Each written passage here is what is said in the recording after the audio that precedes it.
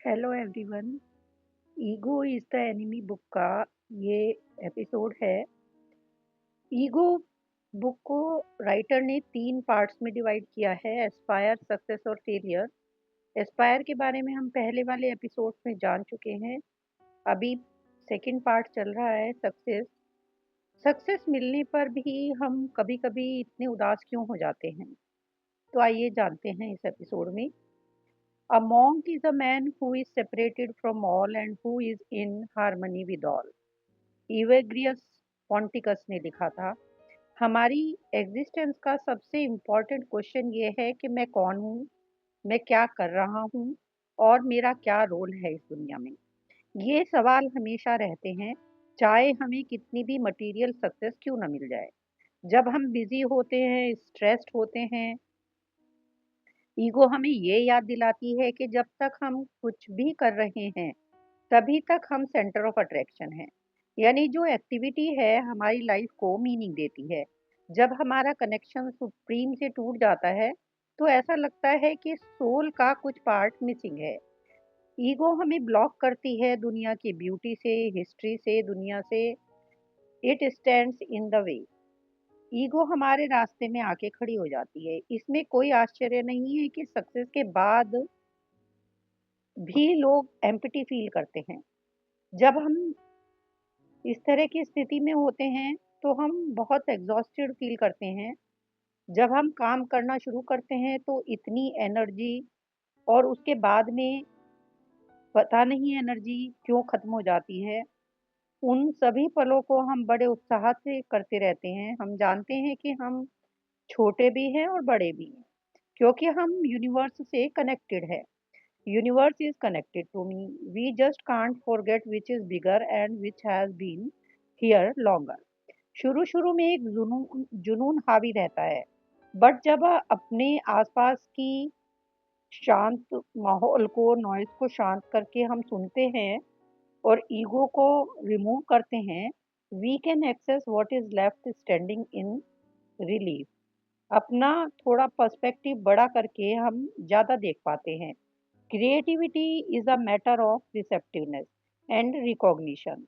This can not happen. ये नहीं हो सकता यदि हम यही सोचते रहें कि पूरी दुनिया हमारे चारों तरफ घूमती है। पास्ट भी शानदार था, पर हम भूल जाते हैं कि जब हमारा टैलेंट और पावर ग्रो करती है, हम सोचते हैं हम सबसे स्पेशल हैं।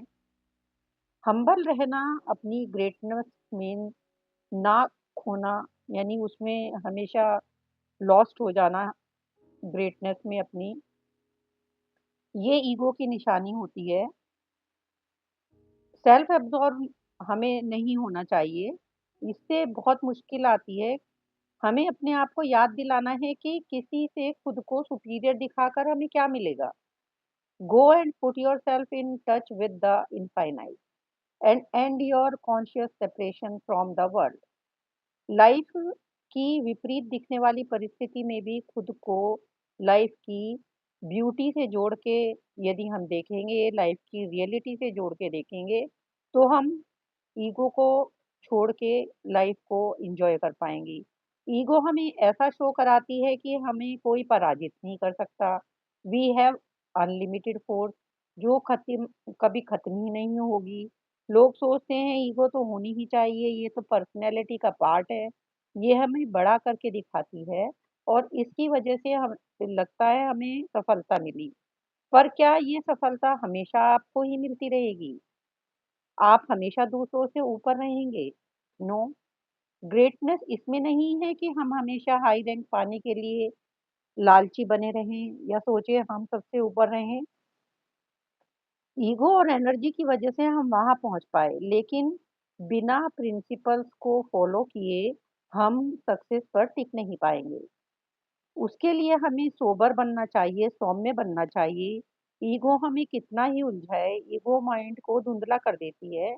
जब हमें क्लियर होना चाहिए तब ये हमें, बुद्धि को हमारी ढक लेती है। तो सोबरिटी जो होती है वो सौम्यता हमारा काउंटर बैलेंस है, एक हैंगओवर क्योर है, बेटर प्रिवेंशन मेथड है। Be rational, be analytical, no more obsession about image, अपने से नीचे और अपने से ऊपर वाले लोगों के साथ अच्छे से बिहेव करना, सक्सेस की ऊंचाई पर पहुंचकर ईगो को कंट्रोल करना, ये टफ और ट्रिकी तो है, पर हमें उसको करना चाहिए। हमें लगता है कि ये आसान नहीं है, लेकिन अरिस्टोटल जो थे, वो ईगो, पावर और एम्पायर को जानते थे। लेकिन उनका शिष्य अलेक्जेंडर द ग्रेट, जिसने सारी दुनिया जीत ली थी, he was brave, brilliant and often generous and wise. लेकिन वो एरिस्टोटल की टीचिंग्स को भूल गया और घर से इतनी दूर मारा गया, वो भी 32 साल की उम्र में। तो एम्बिशन का होना गलत नहीं है। एरिस्टोटल का नियम था मिडिल ग्राउंड।